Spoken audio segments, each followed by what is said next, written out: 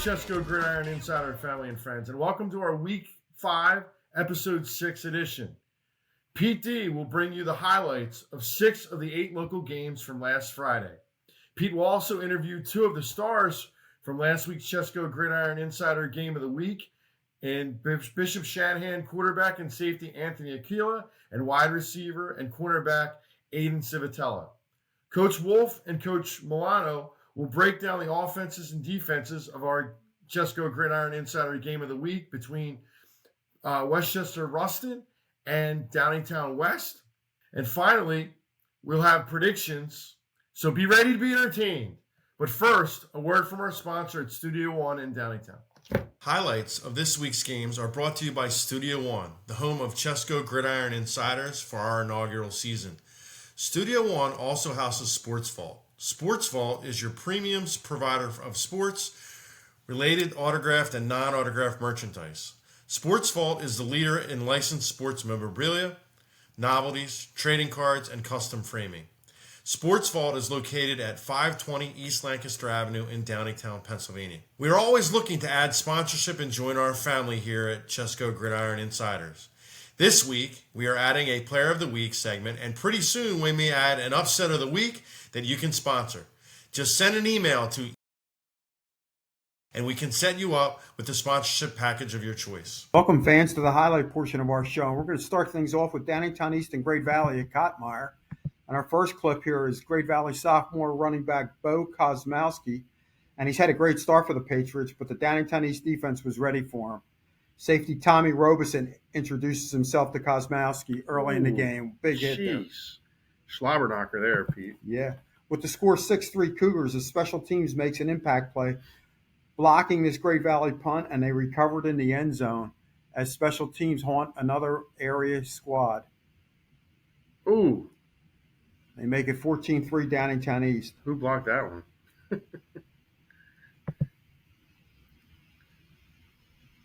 Here's now the Cougars on offense. We're going to see Cougar junior quarterback Ethan Ellis connects with tight end Abraham Cisse, who shows off his basketball skills, hauling in this pass to give East a 21-6 lead as he goes up and gets it there.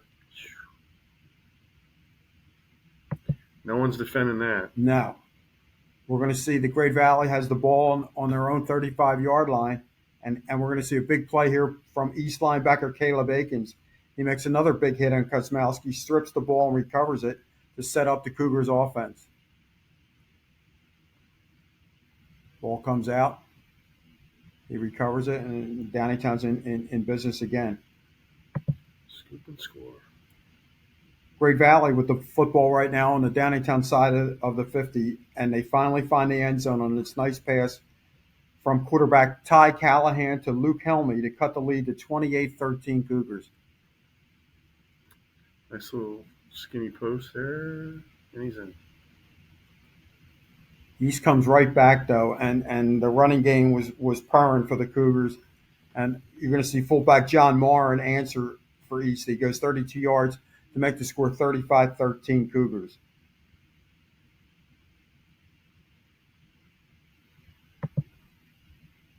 Okay, Downingtown on offense again at their own 30-yard line. And for the second week in a row, sophomore wide receiver Madden Miller makes another great diving catch. As Ellis throws the ball up here, and it's a 40-yard gain and sets up the final TD of the night. Really nice catch. Wow, yeah. Downingtown East rolls 42-13 over Great Valley. – Cougars starting to hit their stride a little bit. Yeah, they were impressive Friday night. Yep. Yeah. Okay, we head down to Oxford against Sun Valley, and it was the Joel McLean show in Oxford as the senior running back ran for 210 yards against the Vanguards. Here he rumbles for 15 yards to give Oxford the lead. McLean just continues to do it for the Hornets, EJ. Yeah, he's definitely one of the best backs in the area, probably one of the best backs in District 1. We've got a lot of really good backs and quarterbacks this year. Yeah, quarterback is deep this year, so is running back. And McLean, again, he's going to show off some nifty footwork on this sprint draw, and he picks up 40 yards. Nice cut there. Yeah. It's like playing with Madden, right? He's Yeah.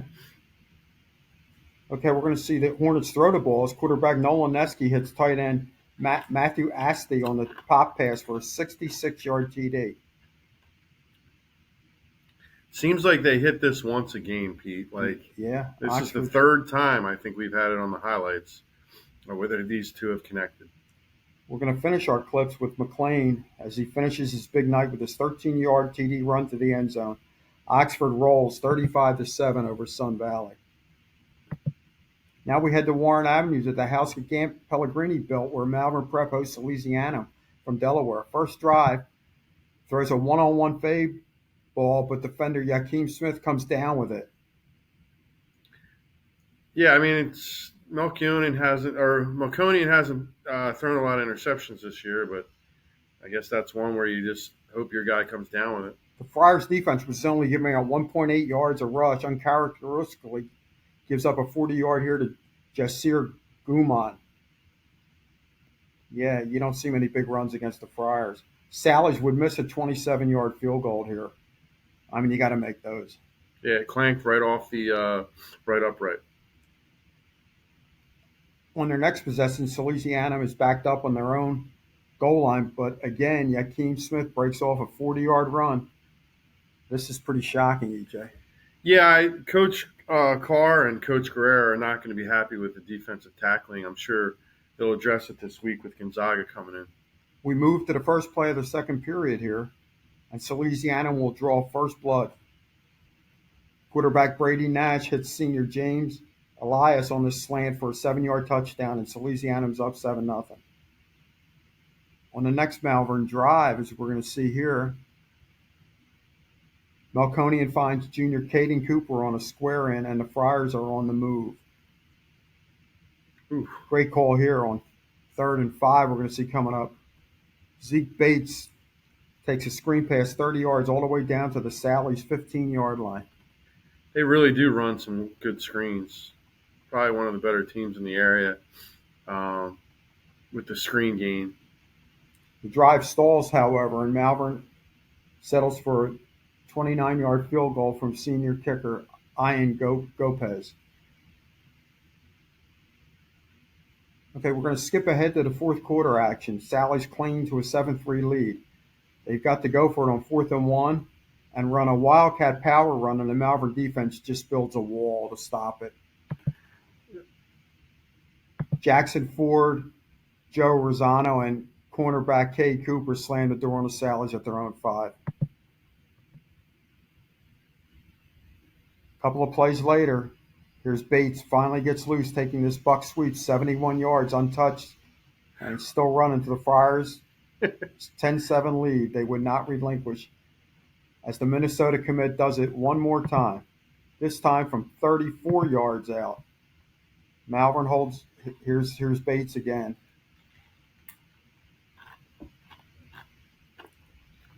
This time from 34 yards out, and Malvern holds on to win 17-14. They move to 3-1 on the season and will host DC and National Power Gonzaga next week. Looking forward to that one, EJ. Yeah, that's going to be a great game.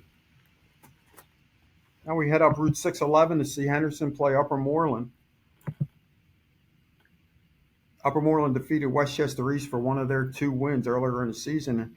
Henderson would open the scoring when Jackson Cherub hands off to Matt Wagner, who scored on a power run from 3 yards out, and Henderson's up 7-0. But Upper Moreland answered pretty quickly here on the next drive when a 30-yard belly play set up a short run on an inside trap to start the second period. Yeah, that can't happen. No. Look at all the missed tackles here. Yeah, 4, 5. Oof, 6. Here's the short run for the touchdown at the beginning of the second period.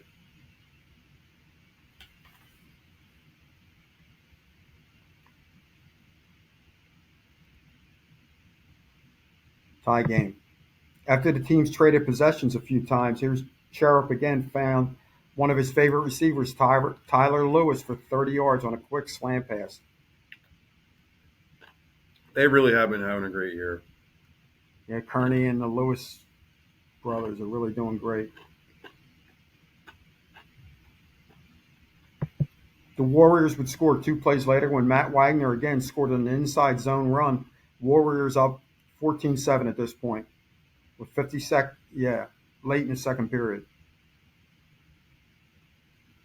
Wagner's a tough runner. Absolutely. Look at him barrel his way in there.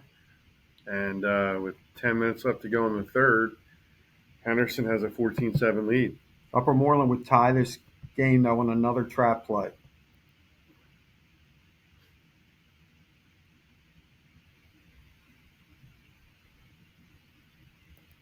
So we're tied up. And midway through the third period, Upper Moreland takes the lead when they bust a 30-yard belly again up the middle for a 36-yard TD. Second time this play's clicked, EJ.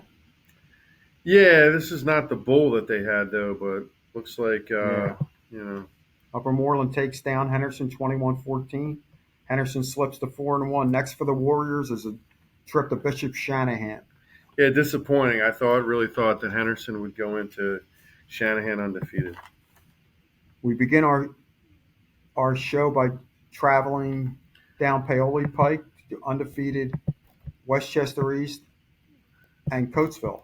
After both teams trade possessions, Red Raider sophomore running back Andre Watson cuts through the line, but safety Chase Zalos makes a textbook tackle, and senior linebacker Jack Anderson punches the ball out. Look at that. That's a great defensive play. And the Red Raider, East takes over on the Red Raider 28. Coatesville had 3 turnovers in the first half. On the next play, quick change of possession, Logan Cummings finds sophomore receiver Matt Kendro wide open as the Coatesville back falls down and the Vikings strike first and take a 7-0 lead. After turning it over again, Red Raiders are driving in the second period, and Andre Watson takes this inside zone handoff 28 yards to the Viking 5. Yeah, it was a nice run. Watson would punch that in 2 plays later and knock the score up at 7-7.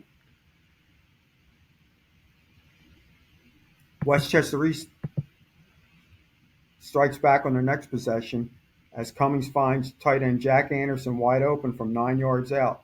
Clearly a blown coverage by the Red Raiders there, EJ. Yeah, they didn't cover the tight end.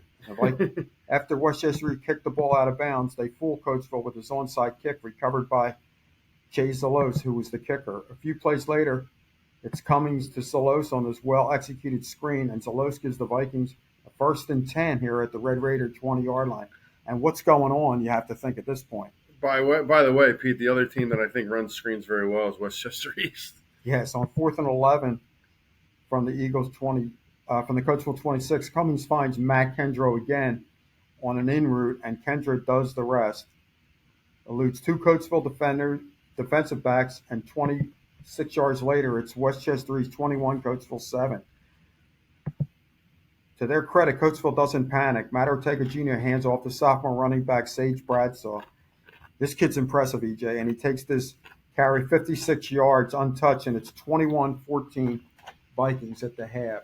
Yeah, they have 2 impressive sophomore running backs, Coatesville does, and a very good offensive line.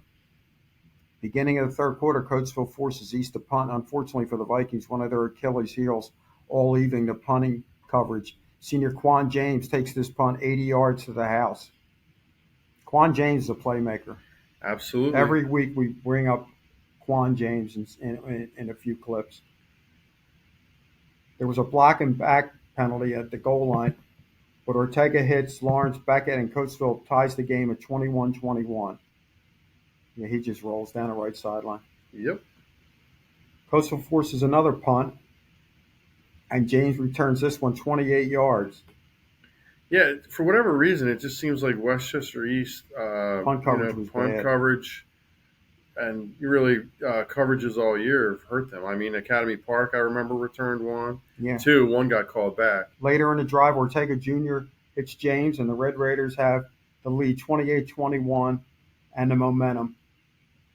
Coatesville defense hold the Vikings scoreless in the second half, and Andre Watson puts the cherry on top from 37 yards out as Coatesville scores 35 unanswered points to beat Westchester East at home 42-21 and go to 5-0. Yeah, just making plays. That's Terry running down Cummings. Yeah. The defense. Here comes the cherry on top. Yeah, here goes Andre Watson. Yeah, he's special back, I think, EJ. Yeah, 2 weeks I've seen him now. I mean, he's making plays. Coatesville's really looking good, and we say the best for last is our gridiron game of the week. Happens at Unionville and Bishop Shanahan. We pick up second play from scrimmage, and senior running back Nate Bracken takes this ball 59 yards inside the Longhorn 10-yard line.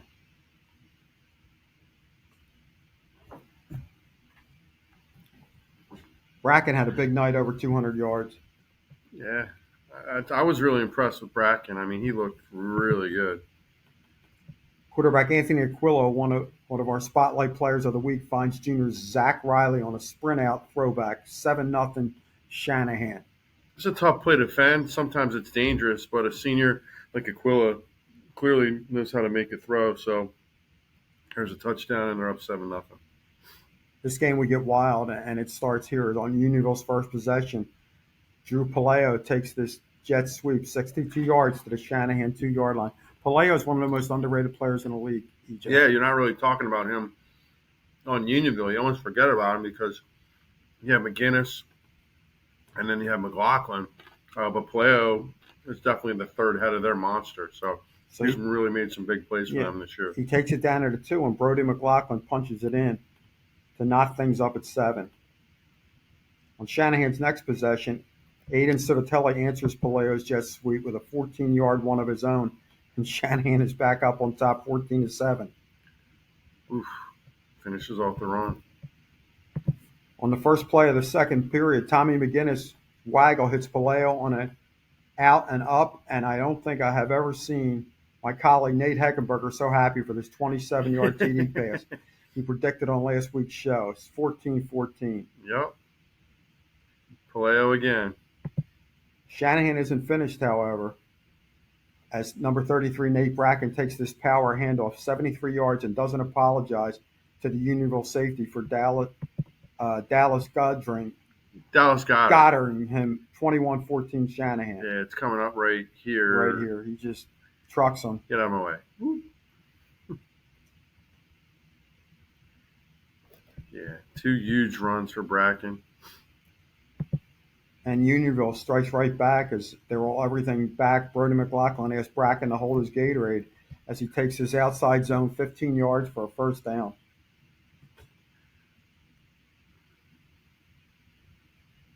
McLaughlin's headed to Columbia University next year. Yeah, man, really impressive. Several plays later, McLaughlin scores his second touchdown of the evening, and it's 21-21.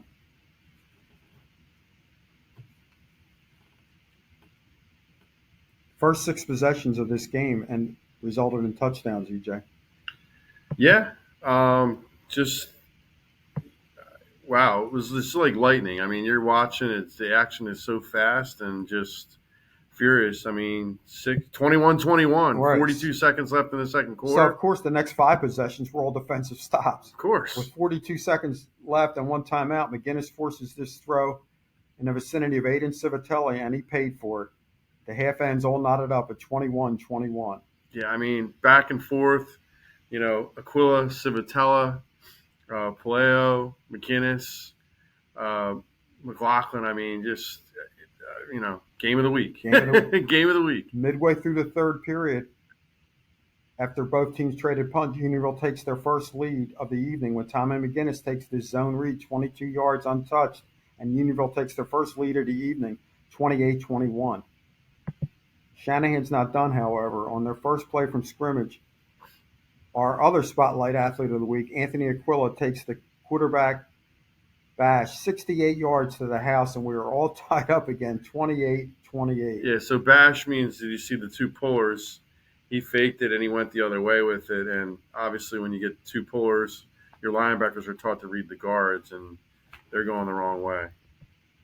On Unionville's next possession, they run a quarterback counter try. McGinnis deep into Shanahan territory. Yeah, it's counter tray. So it's basically like, hey, we can do this too.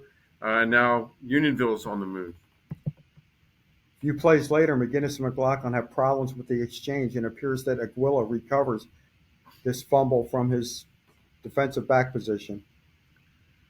Aquila obviously gets a lot of attention as a quarterback, and rightly so.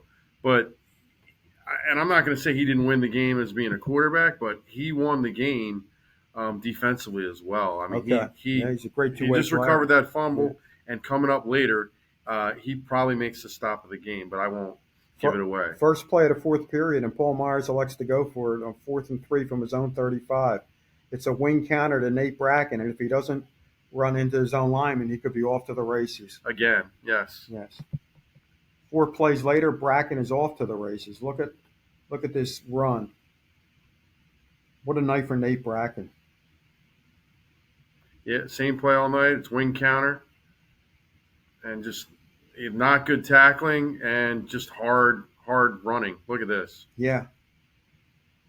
Aquila quarterback sneaks it in on the next play. And the Eagles retake the lead 35-28. After Unionville turns it over for the third time of the evening, they get the ball back and go right to their bread and butter. McGinnis and McLaughlin take the Longhorns the length of the field. There goes McGinnis. And here comes McLaughlin. It's getting late in the fourth period right now. Yep, 3:20 left and ticking. Here comes McLaughlin, left side.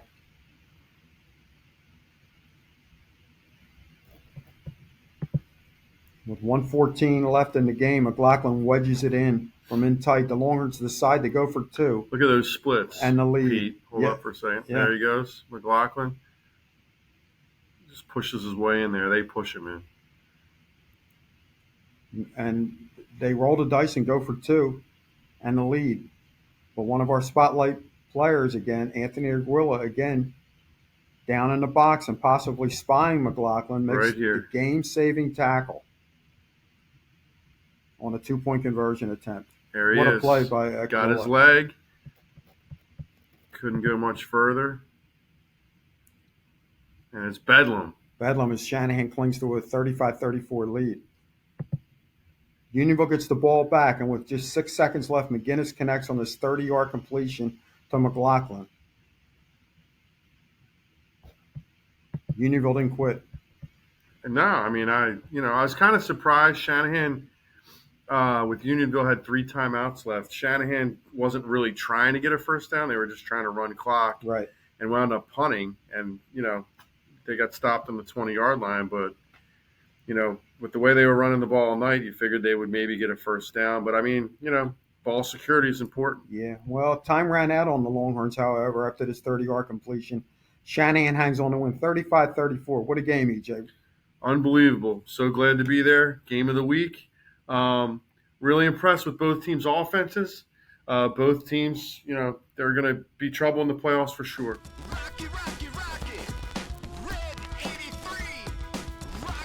Okay, we're with 2 of our spotlight players from Bishop Shanahan, Anthony Aguila and Aiden Civitelli. I'm going to ask you guys, coming off that big 35-34 win over Unionville. Anthony, first you. I mean, when you realized how the game was going, score for score, did you think like, man, I got to put points up tonight? Honestly, yeah. But to be honest, once it started going back and forth, I feel like it was more on our defense to hold them. Okay. How about you, Aiden? Yeah. How did you feel? I know you guys both go both ways. Yeah. Obviously, it's really tough to keep your stamina the whole game, but we pride ourselves in having real good conditioning and really being able to hold up late in these games and really playing good defense at the end. Well, that's what leads me into my next question. You guys never cramp up. You only come off for special teams. How do you do it? Like, what do you do during the week? Do you do something special or, Pedialyte or anything? Drink a lot of water, I guess. Yeah, okay. Really comes with the hydration. Yeah. Simple as that. Okay. Yeah. Hey, let me ask you guys. You always played a big 3, and you take a lot of pride in that. You're not ducking anybody playing, some subpar teams year in and year out. And Coach Myers preaches that. What was the toughest? I'm going to ask each one of you. What was the toughest player or team you've been up against since you've been playing at Shanahan? Maybe it's Pope John Paul. Wow. Wait, did you say player or team? Yeah. Do you want to go? Yeah, I'll go first. My freshman year, or like both of our freshman year, we played Interborough in the playoffs, and Abu Kamara, their running back. Yeah. Very good, very hard to tackle. He had a real good game against us, and he bounced us in the first round of the playoffs. So he was definitely really good. Okay. He was a hell of a pack. I would say our sophomore year against Coatesville, Amir Haskett, whenever he moved to quarterback that game, so Right. he was just running the ball every play, and I mean that dude was probably like the fastest kid I've ever played against. So yeah, probably him. Now you won the Chesmont last year, and you surprised a lot of people doing it. It won't be a surprise this year. How are you getting ready for that? I know you still have Henderson and Sun Valley, but you have to be peeking ahead a little bit, aren't you? Or is it really one game at a time? It really does feel like one game at a time. I think we're really focused on the next game ahead, and as great of a win as Unionville was, we're really just focused on this week and getting our minds and bodies right for Friday. Okay. How about you, Anthony? Yeah, I would honestly say the same thing. We take it slow. Don't really look ahead too far. Want to just take every game. Don't want any mishaps throughout any parts of the season. Okay. How about next year, guys? Any college commitment yet, or anything for either one of you, or are you still in the process? No, not yet. Still in the process for both of us. Yeah, I'm also still in the process. Okay. Any names you'd like to put out there of schools? Nah. Not right now for Not me. right Yeah. now. Okay, understand. Okay, let me ask you something. Offense or defense? What do you like better? I'm a big offense guy. Okay. Yeah, personally, I would say I actually like defense more than offense. That's odd for a quarterback too. You like defense more. Yeah. Yeah, that's awesome. And you're a heck of a defensive player. You stopped McLaughlin on the goal line, which was a 2-point conversion. That was big. How was the feeling after the game? I mean, I wasn't there. EJ was there. Nate was there. How was the feeling of because you cruised through your first 3 games, then you had the crushing loss to Pope John Paul in a game you had to feel you could have won. How was it after this game? Was it like a big exhale? Yeah, it was definitely very exciting. But it was also a big sigh of relief. Just being able to sneak out of there with a win. Unionville's a really tough team. We knew that they were going to be real tough going into it, and we were just really happy and really relieved to walk out of there with a win in a close one. Yeah, I'd say just about the same. Unionville came out, they jumped on us early. We stayed in it throughout most of the game, and then we just barely held on to at the end. So it really just showed a lot about us that just can't quit throughout any points. Right. Okay. Last question. You got Henderson coming up. And even though they got beat by Upper Moreland, they have a heck of a passing attack with, Cherub, and he's got Chase Kearney and the Lewis kids. Is that going to be the focus, pass defense this week in practice? Yeah, for sure. We know that they have a lot of playmakers that can do a lot of different things on the field, so that's definitely going to be a point that we hone in on for sure. Okay. Yeah, we know they got a lot of athletes who've been watching film recently, and just got to cover all points, including the run game. Also, can't forget about it. Okay, guys, thank you, both of you, and I'll see you Friday night. Hopefully another Shanahan win. Yeah, thanks for coming on. Appreciate it. Yep. Thank you. I appreciate that. Tom Wolf for Chester County Gridiron Insiders, breaking down this week's game of the week, featuring Downingtown West and Ruston. So we're going to look at Ruston's defense. This is against Kennett from last Friday. Ruston runs a 4-man front. So we'll get this moving. And they like to show pressure sometimes. They'll play off. They're very well coached. On this one, there's your 4-man front. On this look, it's 2nd and long. And what they like to do, they bring both inside backers on the outside. Number 36, Jack Freeney, and number 47, Brody Woodbridge. And they're coming from the outside. Now, the secondary is playing straight up man. And what they're trying to do here is 2nd and long again. What they're trying to do is get pressure on this Kennett quarterback, force him to throw before he's ready. Because as we watch this play out, you'll see he has an open man coming open, this tight end sniffer coming across. But because of the pressure from the linebackers and from the front 4, he's not ready to go. He throws off his back foot, and it causes an incompletion. So we'll let that run out. You see the pressure coming. He's got to throw off his back foot. You see if he had a little bit more time and he could lead his receiver, he's got to play. Now, this is interesting to note because We've watched Downingtown West in the past, and their quarterback has had this same issue. When he's pressured, he's not as accurate as when he has a clean pocket. So we'll see that from Ruston. So let's go to the next play. So on this clip, now it's 3rd and long. It's the very next play. On this play, they decide to play it safe. They're just going to play 4 down linemen, playing in cover 3. And this strong safety right here, they're just going to drop off. Easy pressure. Nice pitch and catch here from the Kennett quarterback to the tight end. But because they're playing off coverage, it's 3rd and long, they're playing stick defense. Just don't let anybody get to the sticks. So they're playing stick defense. And the safety, number 28, Joey Payne, does a good job reading the play, getting in front, making the tackle for the tight end. Short of the 1st down, 3rd and long, stick defense, force a punt. Good job by Ruston there. So to beat Downingtown West, you need to stop the run game. And we saw that against Perk Valley when Perk Valley beat them a couple weeks ago. And you'll see it here. Kennett's going to try to run a counter tray.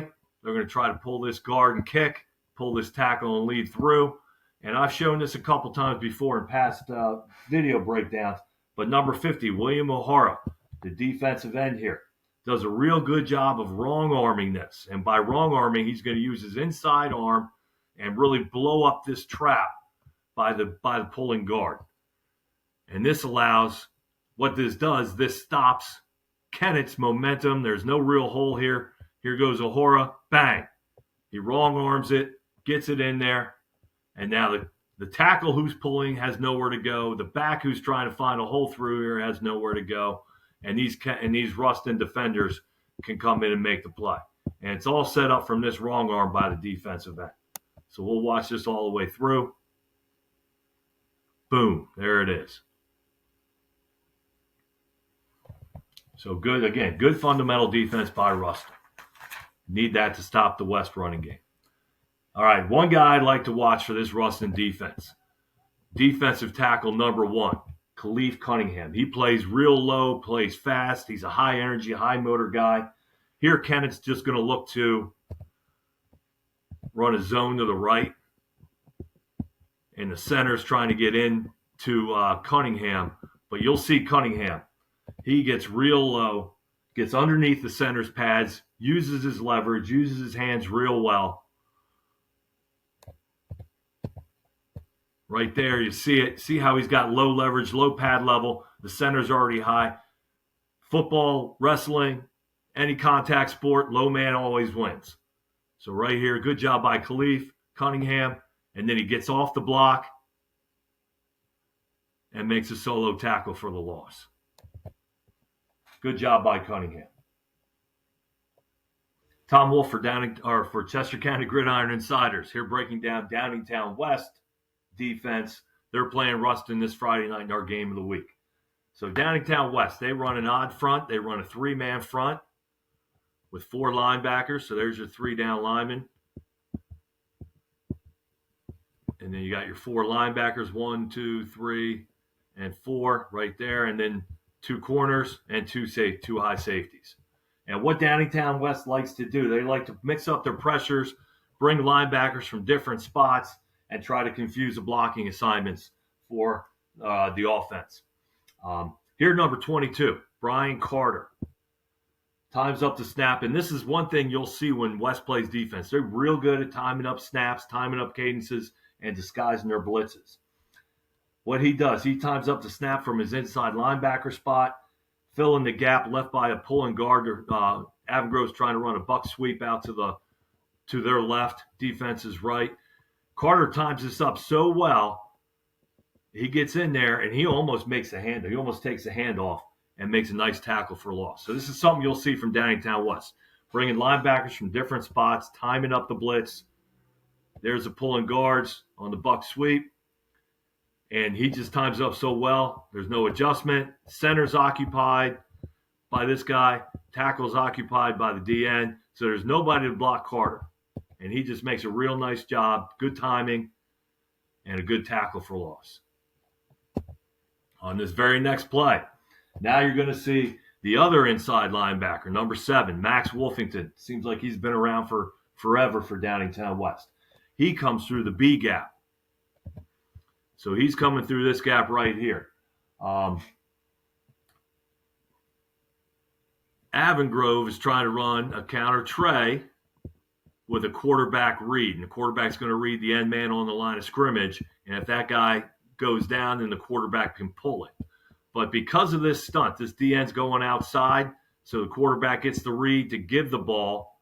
And Wolfington does a good job getting that and getting through there, just getting right behind that pull and tackle. And he makes an unblocked play. He's basically unblocked just because of the scheme of the play. He gets in there,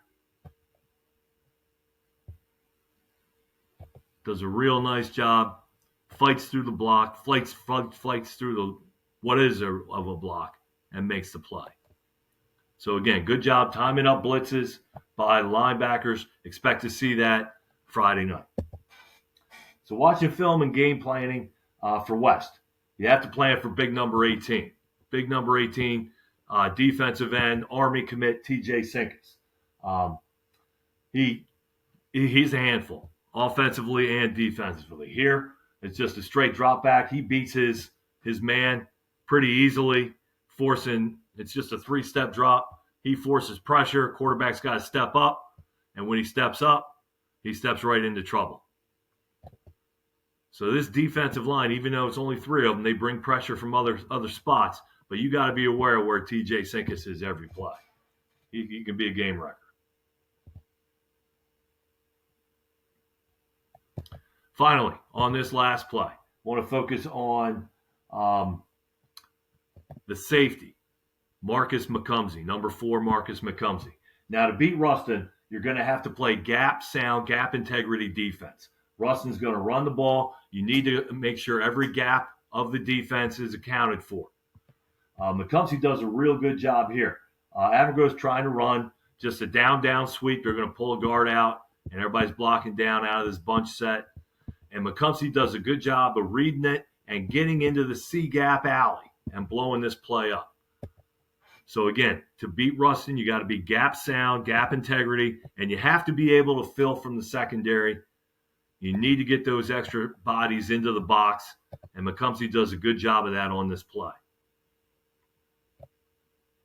So he gets there, makes the read, makes the initial contact, and waits for his teammates to come help.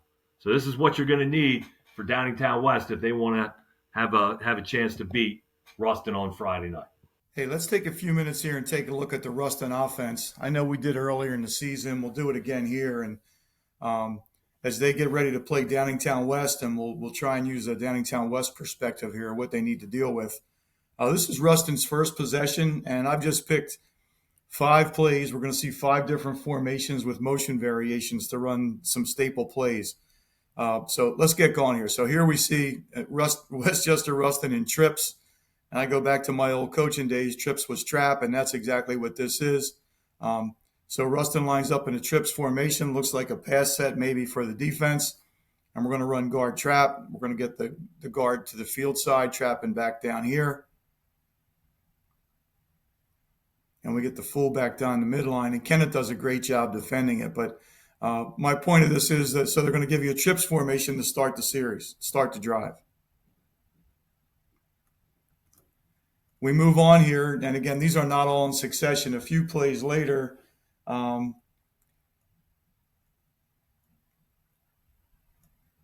can see we now have a wing and a slot. And we're going to get a long high roll motion. And we're going to get a toss play to the field. You get a great block by the slot receiver on the strong safety. And as always, Ruston has some great skill kids as well as a very strong front. So we get a roll toss play.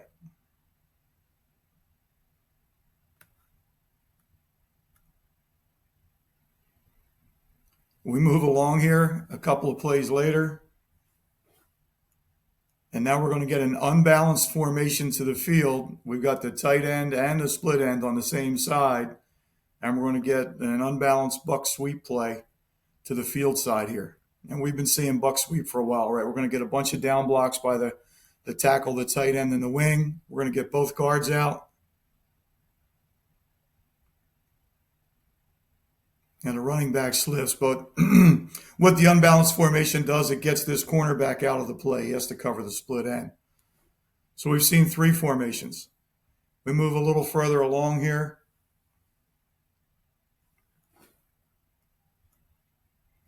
And we're going to get another new look. We're going to get a 2-back pro formation. I call it a tiger formation with the tight end in the backfield. And now we're going to get just power. We're going to get down blocks by the line. We're going to get the backside guard skip pull. We're going to get the fullback lead. And we're going to mesh handoff inside. And once again, with the flex receiver, it gets the corner out of the picture.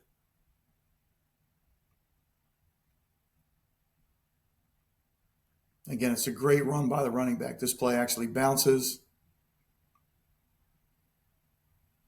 Split end stayed active, or the Z stayed active on the corner.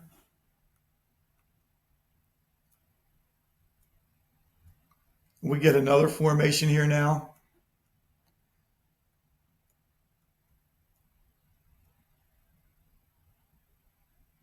Earlier, we got that long high motion from the wing, and we got a toss play. Now we get belly ISO. So what's ISO do? ISO puts the guard on the 1 technique, 5 technique here. We're going to get an insert block by the slot, and the fullback's going to carry the ball here. Not many teams on 2nd and 17 are running belly ISO. Ruston does, and they're good at it.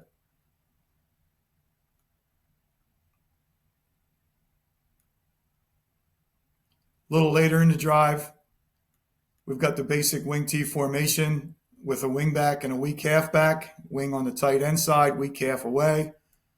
And now we're going to get slide motion by the wing.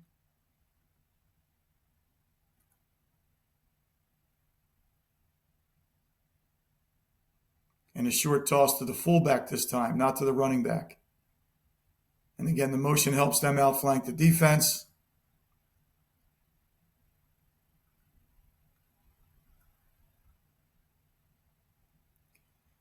So like I said earlier, Ruston's got their hands full with the Whippets. It's the same here. The Ruston presents a lot of problems offensively that Downingtown will have to solve. Hey, let's take a few minutes here and take a look at the Ruston offense. I know we did earlier in the season. We'll do it again here. And as they get ready to play Downingtown West, and we'll try and use a Downingtown West perspective here, what they need to deal with. This is Ruston's first possession, and I've just picked 5 plays. We're going to see 5 different formations with motion variations to run some staple plays. So let's get going here. So here we see Westchester Ruston in trips. And I go back to my old coaching days. Trips was trap, and that's exactly what this is. So Ruston lines up in a trips formation. Looks like a pass set maybe for the defense. And we're going to run guard trap. We're going to get the guard to the field side, trapping back down here. And we get the fullback down the midline. And Kenneth does a great job defending it. But my point of this is that so they're going to give you a trips formation to start the series, start the drive. We move on here. And again, these are not all in succession. A few plays later, you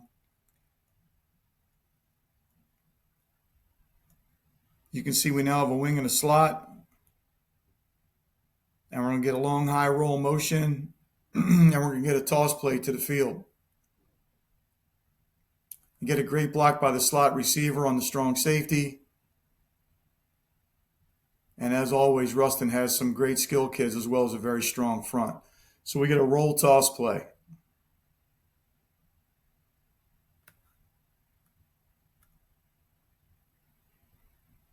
We move along here a couple of plays later. And now we're going to get an unbalanced formation to the field. We've got the tight end and the split end on the same side. And we're going to get an unbalanced buck sweep play to the field side here. And we've been seeing buck sweep for a while, right? We're going to get a bunch of down blocks by the tackle, the tight end, and the wing. We're going to get both guards out. and the running back slips. But what the unbalanced formation does, it gets this cornerback out of the play. He has to cover the split end. So we've seen 3 formations. We move a little further along here.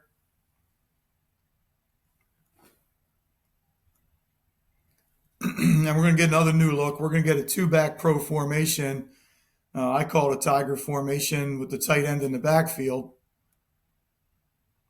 And now we're going to get just power. We're going to get down blocks by the line. We're going to get the backside guard skip pull. We're going to get the fullback lead. And we're going to mesh handoff inside. And once again, with the flex receiver, it gets the corner out of the picture.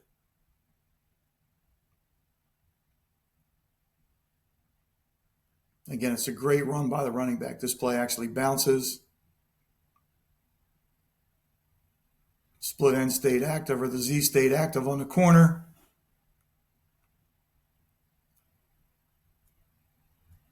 We get another formation here now.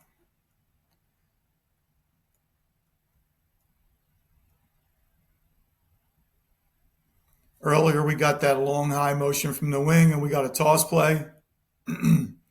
Now we get belly ISO.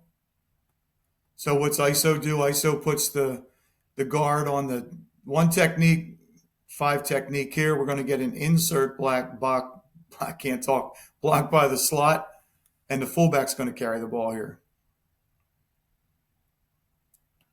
Not many teams on 2nd and 17 are running belly ISO. Ruston does, and they're good at it.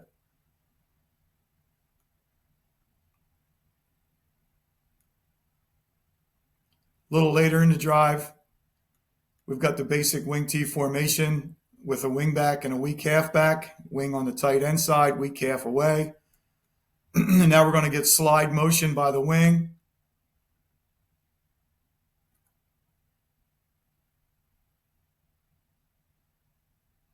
And a short toss to the fullback this time, not to the running back. And again, the motion helps them outflank the defense.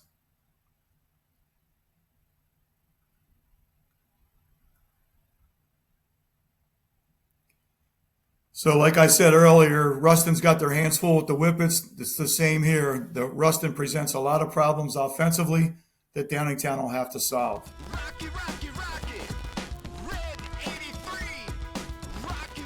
Thank you, Coach Wolf and Coach Milano, for the breakdown of the Ruston D West game. That's going to be a doozy coming up. Remember last year's game was 14-7, right? Yep. So I expected, well, let's talk about it later. All right. First, let's discuss the Week 5 power rankings are out. So if you go to our X page, you'll find the power rankings are on there for this week. Also, don't forget Friday nights. If you're at a game, you're at home, or who knows, maybe you're out on a date and you want to check the scores and even get some videos of the big games, you can follow us on X and we'll have them for you. Up to the date scoring. All right, let's get to the predictions. Coach Wolf, by the way, is out on assignment. He's not with us today. He's doing, one of his other 5 jobs that he has. So, moving on, let's take a look. We have Avongrove at Coatesville. Nate, you have some information regarding not the game, but I guess Coatesville's quarterbacking. Yeah, I don't think it doesn't look like a very, very close contest on paper, but just a little something to follow. Matt Ortega Jr., he's 2 touchdowns away from giving the Ortega family 250 combined touchdowns as a family. Ricky had 177, Tommy at 16, and Buggy's only two touchdowns away from 55, which would give him 250 for a family. It's just a kind of a crazy stat. And he's also 3 touchdown passes away from 50 for his career. So some milestones to look forward to, if not for a competitive game. All right. So Avongrove at Coatesville. I'll start. I'm going to go with, we're all going to go with Coatesville. Even Coach Wolf from the parking lot at Downingtown East will also take Coatesville. He just summons me. So we have Sun Valley at Kennett. I was aware of this, but Coach Milano reminded me that Sun Valley is winless. So we're all going to go with Kennett as well. Let's take Downingtown East at Westchester East. Like at Westchester East. I know Westchester East lost their first game of the year. Nate, any stats on either one of these two teams, or? Yeah, I mean, just obviously Westchester East was a real impressive first half against Coatesville. Got the onside kick, couple turnovers, kept it, had a lead early. The thing that worries me about this matchup, giving up 342 rushing yards to Coatesville, what Downingtown East likes to do. I think that's going to be trouble. I think the Cougars, continue that trend, unfortunately, for the Vikings, moving the ball on the ground. Yeah, I would say the only chance Westchester East would have would be to, they got to pick up the blitz and then maybe be able to throw some deep balls and hit on some completions for them to really be able to stay in the game, I think, or be able to pull it out. Pete? I like Downingtown East here. Westchester East got beat up a little bit in the second half physically the other night against Coatesville. They lost their center, and on defense they lost 3 defensive backs. I don't know if they'll be back or not, but they look like a wounded team after that game. Coach Wall? Yeah, I mean, I look for it to be a mirror image of what happened with Coatesville last week. They'll be a game opponent. They're going to be sound on both sides, but in the end, bigger, faster, stronger usually wins. I think Downingtown East will be that team. Not so fast, however. Coach Wolf checking in. He's going to take Westchester. No, I don't want him to get fired if I made that pick for him. All right. Westchester Henderson at Shanahan. It's kind of the tale of two tapes. We were hoping to get 2 undefeated teams. Or no, actually, Shanahan lost against Pope John Paul. 2 one-loss teams, 2 4-1 teams. But the tale of two tapes, Shanahan played extremely well offensively last week. They definitely gave up a lot on the ground to Unionville. There was also 2 100-yard rushers. But, I mean, offensively, wow. They were really difficult to stop. And, Henderson lost a tough one to Upper Moreland. So I'll take Shanahan in this one at home. Pete? I'll take Shanahan. Nate Bracken with a big game against Unionville. Yeah, that was 19 carries, 223 yards. Shanahan's a little suspect against the pass, and Henderson can throw the football, but I'll still take Shanahan to win this one. Coach Milano? Yeah, both teams 4-1. Henderson scoring 30 points a game. Shanahan scoring 37. I had a chance to see Shanahan up close and personal Friday, and walked away very, very impressed with their skill and their schemes. I think Shanahan's a better team. I'd look for Shanahan to win this game. Almost didn't walk away from that. He kept getting in the ref's way. I thought the guy was going to run him over. He's used to that. 40 years. 8?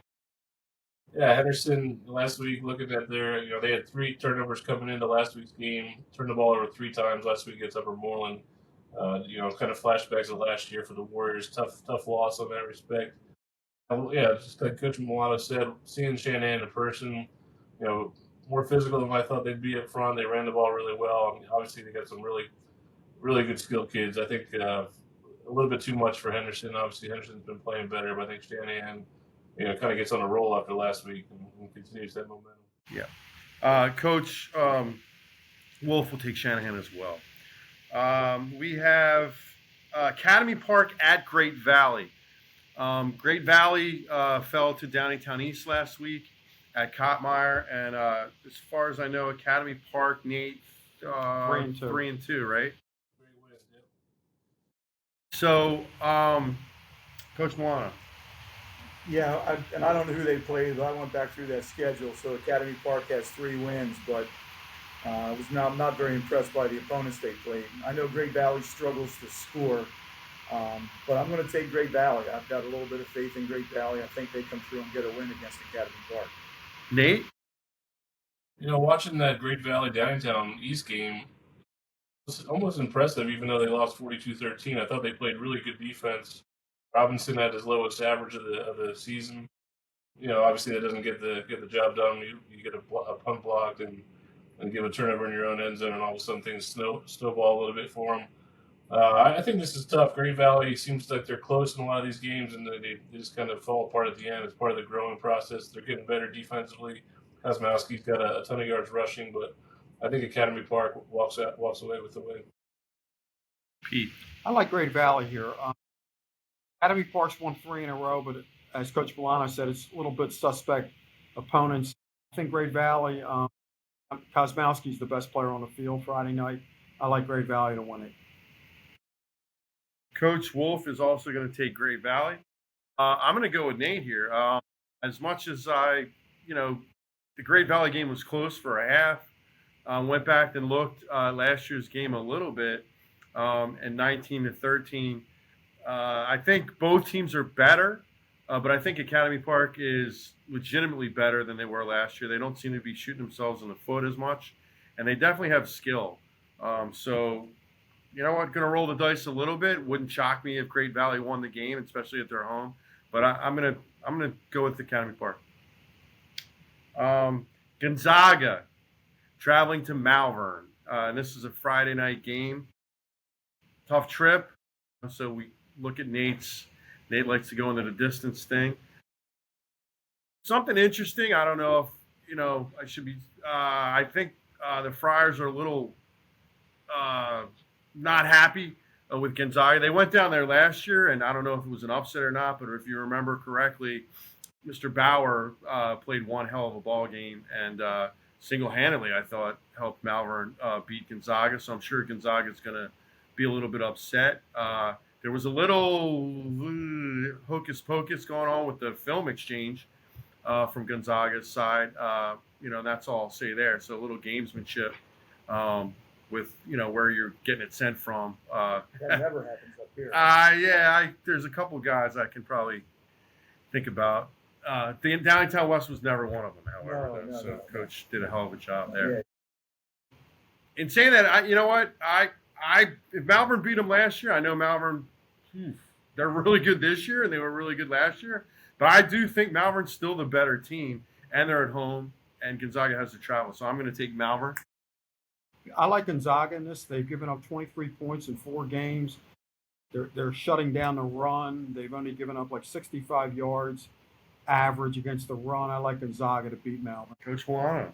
You're going to keep making me pick these prep school games. Yeah, right. You can sit it out, but we're going to have to count it as a loss. I won't sit it out. Malvern's the devil I know. They've been impressive. I think they continue to impress, and they'll win again at Gonzaga. Okay. Coach Wolf will also take Malvern as well. Nate? Yeah, this is tough. Obviously, not knowing a ton about Gonzaga other than, they're always a power. I think they got 2 DNs, one going to Michigan, one going to Penn State. My research is correct. So obviously, why we're so good against the run, I think it's an awesome matchup to see, Malvern's huge line against those big boys. And obviously, Zeke Bates, over 340 yards the last 2 games. He's on a roll. I mean, it's tough to say without knowing a ton. I'm going to go with the home team here. I'll stick with Malvern. My, how times have changed. Didn't we almost all of us take Gonzaga last year? Yeah. All right. Unionville at Oxford. Could determine the, the Southern Division. I think Unionville has not played a game yet. Oxford's already 1-0 because they beat Sun Valley. Start with Coach Milano. Yeah, I mean, I love Mike Means, and I love everything about Oxford. And I know they've got a great record, but their opponents are 2-23 right now. Unionville scoring 34 and giving up 16. Oxford scoring 21 and only giving up 10. I just don't think Oxford can score enough to win, so I'll pick Unionville in that game. Nate? Yeah, I mean, for the first time you look, Oxford's number 1 in defense in the area. I don't think that's ever happened since I've been keeping track of stats. Normally they gave up 52 points in the first couple games. They've only given up 52 points in 5 games. Really good defensive line this year for the Hornets.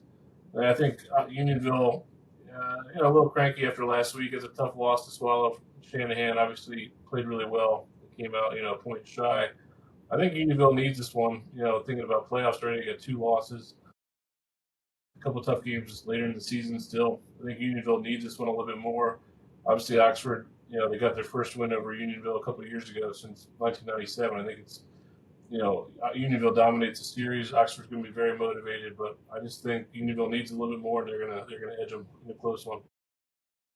Coach Wolf is going to take the U here, Unionville. Pete?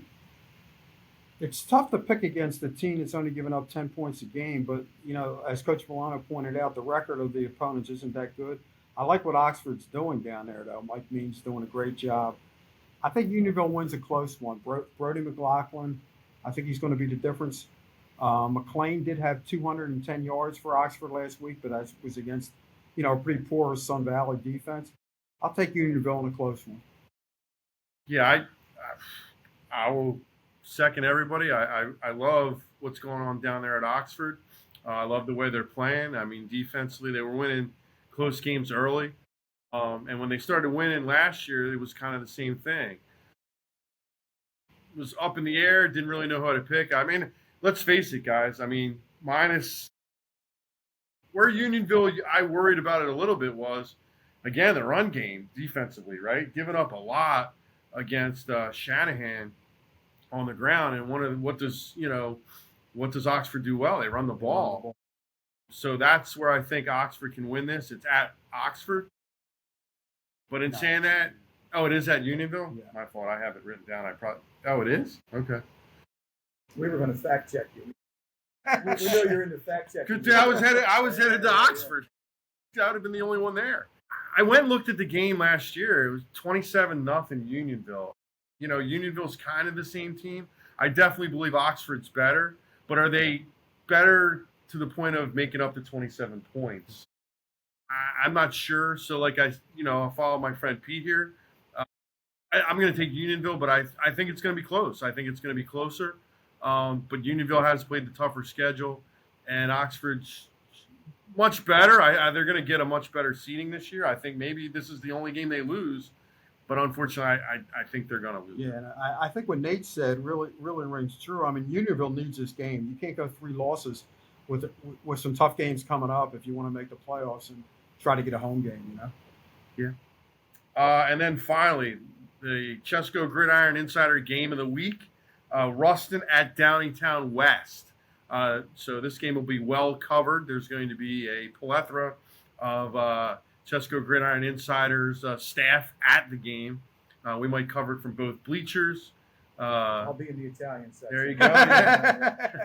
All right. Make sure you get that phone out. All right. Let's see. Who should we start? I'll start. You want to start? I like Downingtown West in this game. Ruston can run the football. That's what they do. They've been doing it for years and years, and they do it well. And they have Will Garner, who had a big game last week against Kennett. But you know what? West's defense has pitched shutouts in the last 2 weeks, and they're just playing good football right now. And I think Tom Klein straightens out the penalties, and the offense gets straightened out, and I think they beat Ruston.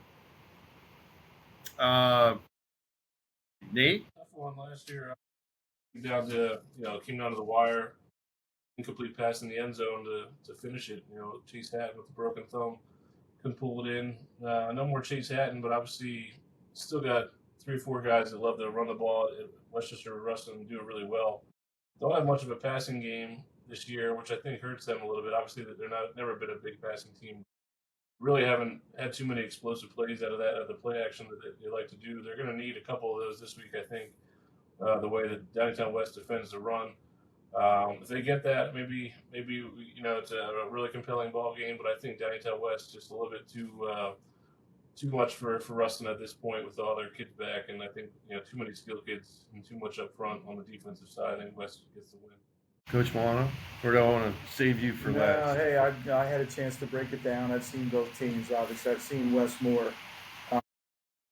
Ruston had a game-changing safety last year, that Hatton kid. I remember breaking down film for the West guys, and whatever you do, find a way to get the safety block. That kid was amazing in the run game, in the pass game.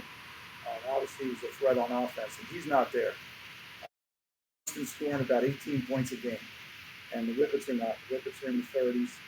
He mentioned they've got 2 consecutive shutouts, and really they've been playing great defense all year. I just think Downingtown West is going to find ways to, as you said, they're going to solve the penalty issue. I think the Brickers kid's going to settle down and just take what's there. And I look for West to win by 2 scores. I really do. I think it's a 2-touchdown win for Downingtown West. There's a shot, right? 2 touchdowns, yeah. But I mean, I can see it. Coach Wolf is going to take Ruston, and I'm going back and forth. I see the game very similar to last year's game. I think it's going to be a low-scoring affair. Both teams have two really good defenses. If you're Downingtown West, the thing you worry about is the turnover, right? They've been turning the ball over a little bit too much. So that could definitely turn a game. I do like the fact that they're home. And I do like the fact that their defense is lights out. They right now, if you ask me, hey, I know we all picked them to win the North. If they're going to win the North right now, it's going to be because of their defense. Now, could that change? Yeah, like Coach said, he thinks their offense is going to turn it around. But, their defense is lights out. I think this is going to be a really low-scoring affair. And the thing you worry about, I've seen with Ruston, it hasn't hurt them per se because they haven't lost in the games that I've seen it in. But there are blown coverages. There's miscommunications, or there's guys, getting caught with their eyes in the backfield, right? And you can't do that against Downingtown West because they'll hurt you. They'll hurt you bad. I do think it's going to be really, really close. But I'm going to take West, and I'm probably going to take West because they're home. So we're saying turn the outcomes around. I just think, we used to say it all the time, who's the enemy? The enemy's us, right? So they've been their own worst enemy. You look at that offensive roster with the running back Cannon and the receivers, Weller and Good Kimball and the tight end Sinkus. They got some dudes, and the O-line can play. They just need to get out of their own way a little bit. Hopefully they get that straightened out as they get on the stretch here. Before we go, getting close too. Nate, do you have any stats on? We have sacks for Ruston, or kind of pressure they put on? Can they put pressure on Ricker early? Yeah, obviously that's the big thing. Cannon gets out and running. That's trouble, obviously. They're gonna have to stop against St. John's. Biggest thing, Downingtown West, that they lost all their margin for error against Perk Valley, number 15 in the rankings. So they got to. Yeah. All right. That's our show. We will see you next week. Make sure you follow us on Friday night. We'll have all the action on X. Look for some videos of the big game and the scores and updated highlights coming your way. All right? Everybody enjoy. We'll see you.